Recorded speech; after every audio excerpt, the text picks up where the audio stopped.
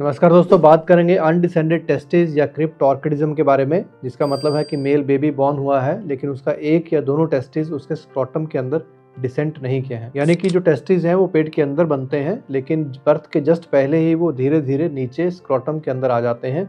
और अगर किसी बेबी के अंदर ये नीचे नहीं आए तो उसे हम अनडिसेंडेड टेस्टिस या क्रिप्टोर्किडिज्म के नाम से जानते हैं। ये हर साल हज़ारों बच्चों को अफेक्ट करता है और अगर इसका ट्रीटमेंट समय रहते ना किया जाए तो एक सीरियस प्रॉब्लम में भी डेवलप हो सकता है। इसके बारे में कि इसके क्या सिम्टम्स हैं, कैसे इसे पहचानना है, कितनी एज पे इसका ऑपरेशन कराना चाहिए, इसके क्या टेस्ट हैं, ऑपरेशन ना कराने से क्या क्या नुकसान हो सकते हैं, इस हर पहलू के बारे में हम इस वीडियो में बात करने वाले हैं, तो वीडियो को एंड तक जरूर देखें।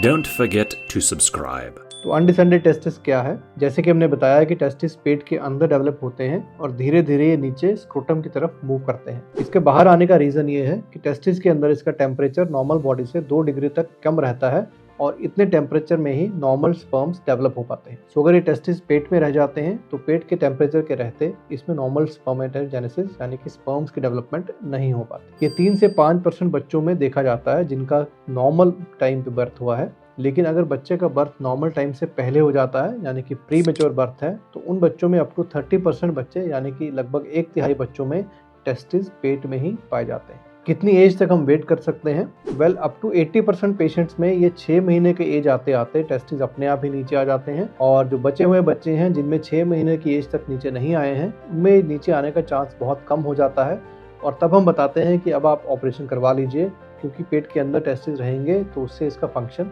खराब हो सकता है। क्या किसी दवाई से इसे ठीक किया जा सकता है? तो इसका आंसर है नहीं।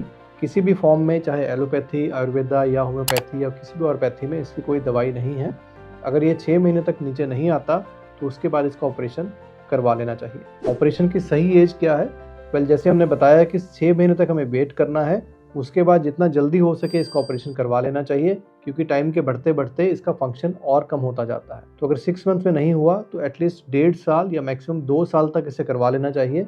उसके बाद अगर करवाएंगे तो टेस्टिस का फंक्शन उतना नॉर्मल नहीं रहेगा, उसका साइज कम हो जाएगा और उसमें स्पर्म्स बने उसकी क्षमता या उसका प्रोबेबिलिटी बहुत कम हो जाएगी। कौन सी साइड में ज़्यादा कॉमन है? यूजुअली ये राइट साइड में देखा जाता है। लगभग 65% लोगों में इसे राइट साइड में देखा जाता है लेकिन अप टू 25% में लेफ्ट साइड में रहता है और 15% बच्चों में दोनों साइड में ही टेस्टिस जो हैं वो अनडिसेंडेड हो सकते हैं। इसके कारण क्या हो सकते हैं? वेल, सबसे बड़ा कारण है प्री मैच्योर बर्थ होना, यानी कि बेबी का बर्थ नॉर्मल टाइम से पहले हो गया, उसका वेट कम है या कोई कॉन्जेनिटल प्रॉब्लम है या मदर को ड्यूरिंग प्रेगनेंसी उन्होंने अल्कोहल लिया, स्मोकिंग लिया या उनको डायबिटीज़ थी। ये कुछ कारण हो सकते हैं जिनकी वजह से कि टेस्टिस डिसेंट प्रॉपरली नहीं कर पाते। इसे हम कैसे पहचान सकते हैं? वेल, जब बेबी का बर्थ होता है तो उसके टेस्टिस को पैल्पेट कीजिए, देखिए कि दोनों टेस्टिस स्क्रोटम में है या नहीं, और अगर नहीं है तो जैसे जैसे टाइम जाएगा आप उसे अगेन पैल्पेट करते देखते रहिए और डॉक्टर की विजिट कीजिए। स्क्रोटम का खाली होना, उसके ऊपर की स्किन है उसका डेवलप ना होना, टेस्टिस स्क्रोटम की बजाय इंग्वाइनल कैनाल यानी उसके ऊपर का जो हिस्सा है उस जगह पे फील होना या बच्चे को उस रीजन में पेन होना, ये सभी सिम्टम्स हो सकते हैं अनडिसेंडेड टेस्टिस के। जब आपको ऐसा कुछ लगे तो डॉक्टर के पास जाइए, डॉक्टर्स उसे फिजिकली एग्जामिन करेंगे, उसके बाद आपको अल्ट्रासाउंड करवाने को कहेंगे ताकि देखा जा सके कि वाकई टेस्टिस जो है अपनी जगह पर है या नहीं, और अगर नहीं है तो क्या वो ऊपर इंग्वाइनल कैनाल में या पेट के अंदर कहीं पड़े हुए हैं,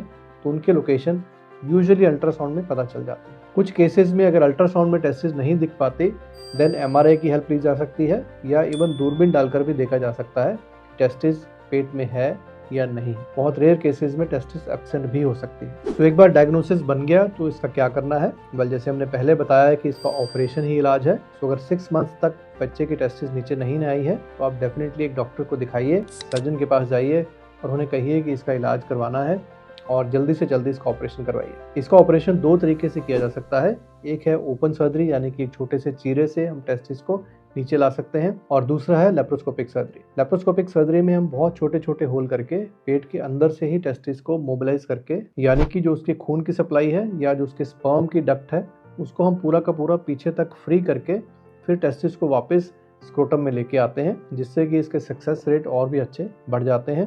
रिकवरी बहुत फास्ट होती है, सीरा ना के बराबर रहता है, कोई स्टिच नहीं आता और एक ही दिन में बच्चा ये ऑपरेशन करवा के वापस जा सकता है। छोटे बच्चों की रिकवरी बहुत फास्ट होती है, विद इन सेम डे या नेक्स्ट डे वो अपना नॉर्मल एक्टिविटी करने लगते हैं। वो अपना उछल कूद कर सकते हैं, जो नॉर्मल डाइट लेते हैं वो सब ले सकते हैं और बहुत ही जल्दी वो अपनी नॉर्मल एक्टिविटी में और लाइफ में वापस आ जाएंगे। अर्ली एज में करवाने में इसके सक्सेस रेट्स भी बहुत अच्छे हैं। 90 to 95% लोगों में इसमें सक्सेस रेट रहता है। देन बात करेंगे कि अगर इसे हम नहीं करवाते हैं तो उसके क्या क्या कॉम्प्लिकेशन हो सकते हैं। वेल, सबसे पहले इनफर्टिलिटी है। अगर दोनों टेस्टिस ही पेट के अंदर हैं या स्क्रोटम में नहीं है, बाहर हैं, देन दोनों ही टेस्टिस में स्पर्म ना बनने की वजह से पेशेंट को इनफर्टिलिटी हो सकती है। इसके बाद पेशेंट को साइकोलॉजिकल इम्पैक्ट होता है कि उसके जो नॉर्मल टेस्टिस जिस जगह पे होने हैं वहाँ नहीं है। देन पेट के अंदर रहने की वजह से इसमें कैंसर का रिस्क बढ़ जाता है और अगर पेट के अंदर ही टेस्टिस पड़े रहें तो अगर कैंसर होगा तो डिटेक्ट भी करना मुश्किल हो जाएगा। इसके बाद पेशेंट को हर्निया हो सकता है और टेस्टिस के लोकेशन एबनॉर्मल होने की वजह से उस एरिया में उनको पेन हो सकती है।